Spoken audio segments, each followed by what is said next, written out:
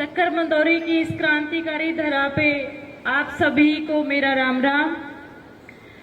मुझे ज्यादा तजुर्बा नहीं है इन चीजों का, क्योंकि मैं कभी घर से बाहर नहीं निकली, लेकिन परिस्थितियों ने मुझे बहुत मजबूर किया कि मैं आपके सामने आई।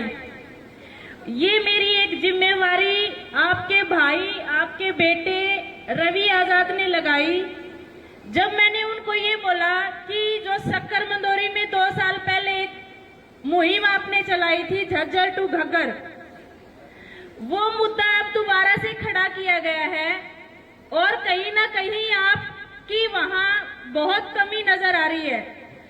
तो उस बंदे ने सबसे पहले मुझे ये जिम्मेवारी दी कि आप मुझे बैकफुट पे लेके उन लोगों के बीच में जाओ और उनको ये आश्वासन दो कि रवि आजाद आपके साथ है।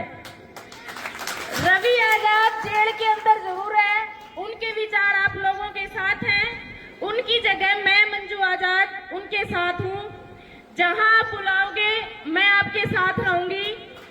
लेकिन मेरी एक दरख्वास्त है आपसे कि जितनी भारी संख्या यहाँ मौजूद है, इससे 2-3 गुना संख्या अगर आप किसी दूसरे मुद्दे, जो भी ये मुद्दा है, किसी दूसरी जगह इकट्ठे हो, आप अगर वहां इकट्ठी हो जाए और उसमें मात्र शक्ति अगर वहां पहुंच जाए तो हमें हराने वाला कोई नहीं।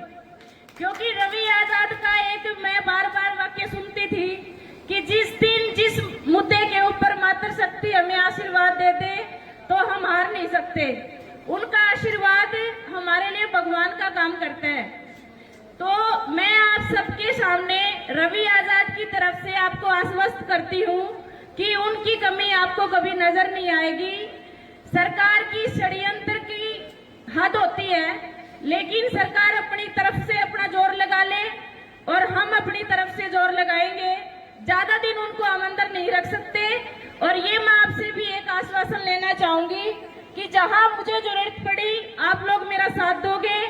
आपको जहां रवि आजाद की जरूरत पड़ी, मैं मंजू आजाद आपके सामने सरकार से सीधी टक्कर लेने के लिए खड़ी हूँ।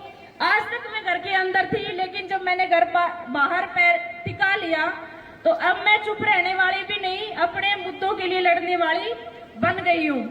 रही बात ट्रेन की, तो मेरा मानना यही है कि अगर आपको आने वाली पीढ़ी को बचाना है, अपने बच्चों को बचाना है, तो एकजुट हो जाओ।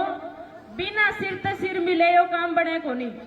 क्योंकि अपने बुजुर्ग भी कहा करे, जब तक उंगली सीधी हो ना तो घी निकल जा, अगर ना निकला तो उसने टेढ़ी कर लो।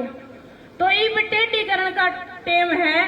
सरकार तो लड़ लो, कितना क्षति लड़ लेगी सरकार। सरकार भी अपनी बनाई है, सरकार अपनी बनाई है। अपन वोट पे कौन लड़ना, अपने हक खातर लड़ना है। वो जो गुड़िया अभी कह रही थी, भाई हमने भीख थोड़ी लेनी है, हमने तो अपने हक लेने हैं। तो अपने हकों के लिए हमें डरना किस बात का। हम एकजुट हो, डट कर मुकाबला करें और उस मुकाबले को हम जीत के उठेंगे। ये हमारा पहला वादा होना चाहिए, अपने आप से भी, अपने परिवार से भी, अपने बच्चों से भी।